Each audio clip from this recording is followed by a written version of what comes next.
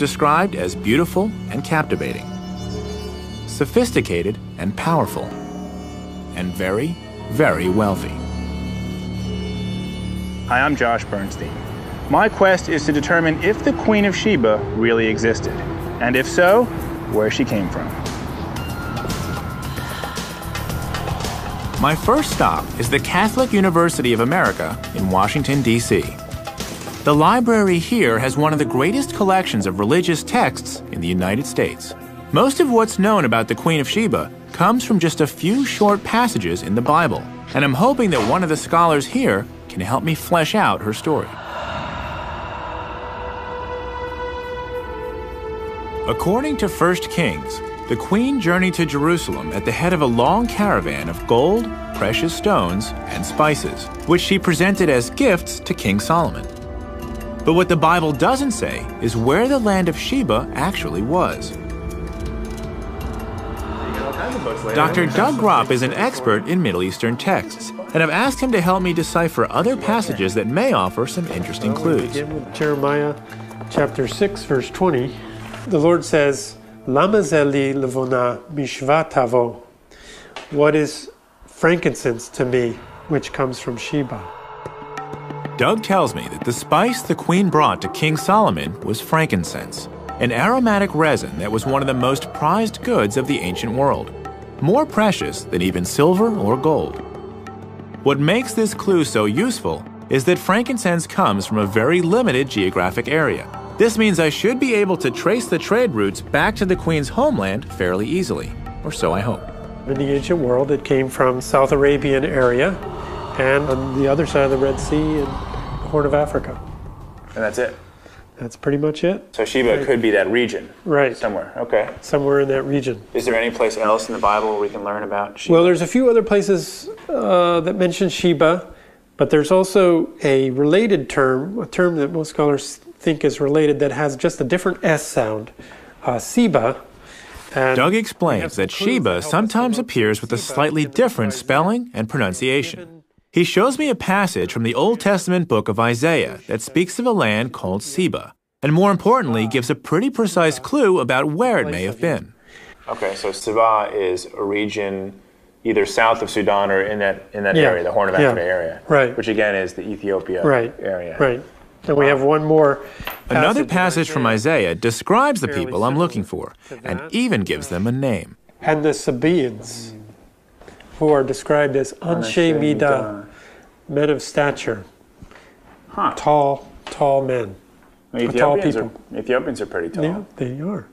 I have a picture here of Solomon and Sheba's meeting. Doug tells me that the Ethiopian story of the Queen of Sheba is one of the most elaborate, and that it plays an important role in the country's history.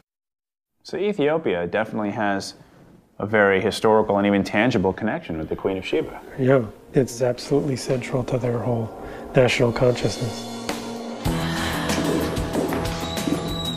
So the Queen of Sheba may have been from Ethiopia, or she may have been from South Arabia. But based on what I just heard, it sounds like Ethiopia has a slight advantage. So it looks like I'm going to Africa. I hop an Ethiopian Airlines flight across the Atlantic to the Horn of Africa.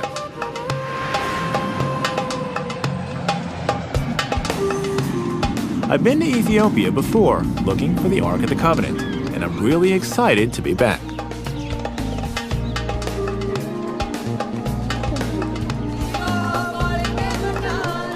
I start my search for evidence of the Queen in the northern highlands of the country, in a sleepy village with a very promising local nickname.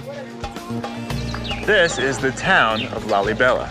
It's also called the New Jerusalem, and it's considered by many to be the holiest place in Ethiopia. But is there a connection between this Jerusalem and the Jerusalem visited by the Queen of Sheba? Let's go find out. At first glance, the town doesn't bear much resemblance to Solomon's capital. But there's an elaborate complex of churches here that give the place its holy status and famous nickname. To help me learn the lay of the land, I'm meeting up with Asnake Wubete of Addis Ababa University. Okay, so I've heard that this place is called the New Jerusalem. Yes, you see, in Ethiopian tradition, it is said to have been that King Lalibela, in order to minimize the journey of Ethiopians to Jerusalem, he was said to have Asnaki explains that Lalibela is a pilgrimage site modeled on Holy Jerusalem, the same city where King Solomon first impressed the Queen of Sheba with his wisdom. Could this place be part of that legacy? As we come upon the first of the churches, it becomes clear just how inspired Lalibela was. The site is made up of 11 churches, all carved seamlessly from the mountain bedrock, complete with windows and doors. Over the centuries, hundreds of thousands of souls have come to pray here. Even now, it's a thriving center of faith. Everywhere we go, we pass monks and nuns who are immersed in prayer, oblivious to our presence. As we pass through one of the dozens of tunnels and passageways on our way to the most sacred of the churches, Asnake fills in the details of the Ethiopian version of the Queen of Sheba legend. Ethiopians believe that from northern Ethiopia, Queen of Sheba, she went to Jerusalem to visit King Solomon. The story that Asnake tells me begins the same way as the biblical tale I heard in Washington. The queen, at the head of a caravan of jewels and incense, journeys to Jerusalem to pay her respects to Solomon. Once in Jerusalem, though, the Ethiopian version takes a very different turn.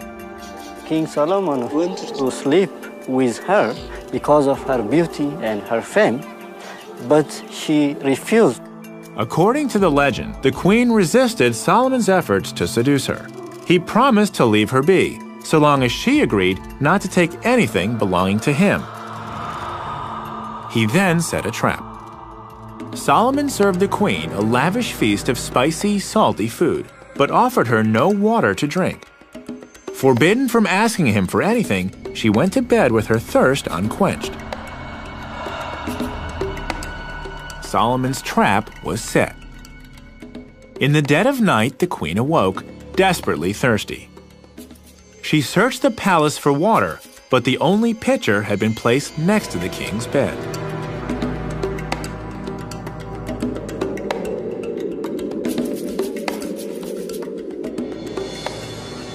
The queen had broken her promise, and Solomon felt entitled to break his. According to the legend, the queen bore Solomon a son as a result of that night.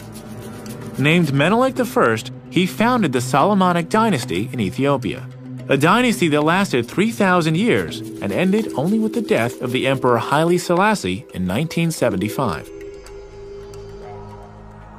Drawing such a connection is a critical part of Ethiopian history and identity. By tracing their descent to Solomon through the Queen of Sheba, the Ethiopians thus become children of Israel and among God's chosen people. The spiritual importance of this New Jerusalem is even more apparent once we reach our destination, the most dramatic church in all of Lalibela. Carved into the shape of a cross, Bet Georgos, or the House of St. George, was the last of the churches to be constructed. The elegant workmanship and fine detail speak to the extra care that was taken in carving it. As we descend through the winding trench towards the entrance, I can't get over how incredible this place is. What's amazing is that a lot of the stone that they had to remove to make those temples had to go out these narrow corridors. Look at how narrow that is.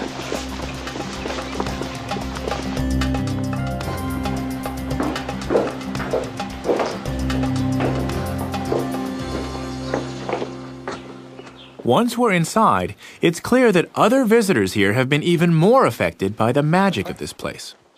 So there are people who Some of the monks spend years living like hermits in holes carved in the wall, to be as close as possible to the church and to God.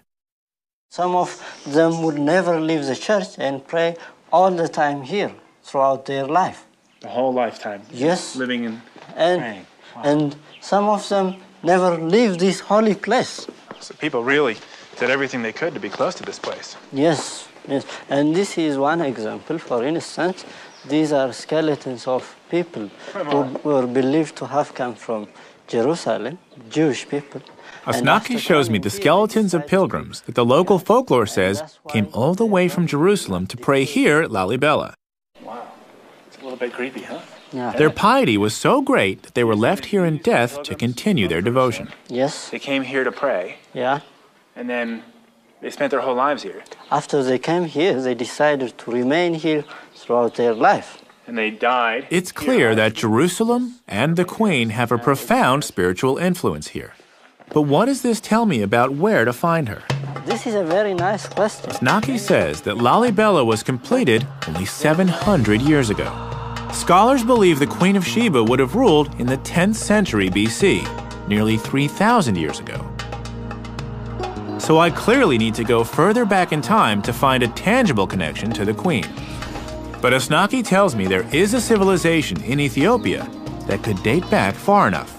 I just have to travel a bit farther north to find it. Could this be the Sabaean kingdom that Doug told me about back in Washington?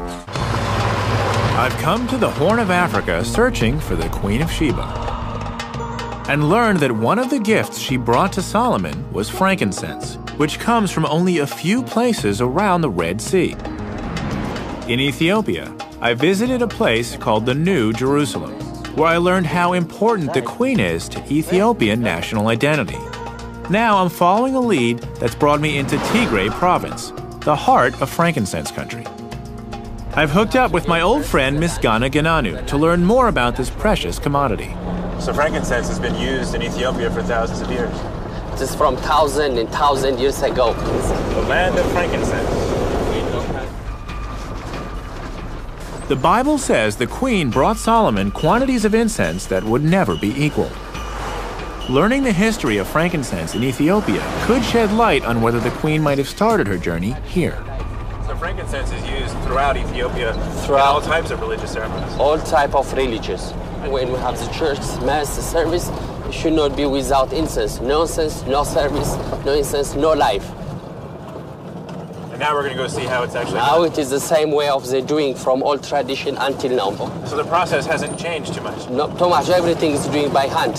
It is We've come to the town of Shire, where frankincense is still processed in the traditional way for sale throughout Africa and the Middle East.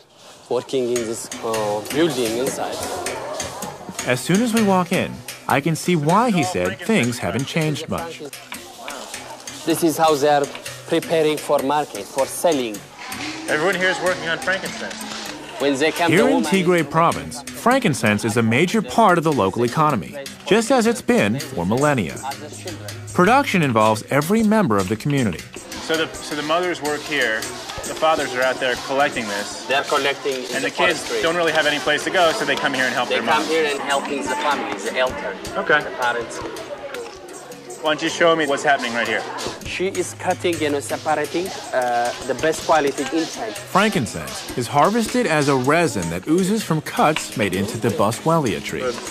Frankincense is actually in the bark. The process isn't actually that different from tapping maple trees to make syrup. Only with frankincense, the resin is allowed to harden on the trees. The resin-encrusted bark is then sliced off and brought here, where these women separate the hardened incense from the wood. That's not so good. We want. So good, sharp round. You think? I decide to give it a try. She's happy. Say, hey, he's helping me. Or she's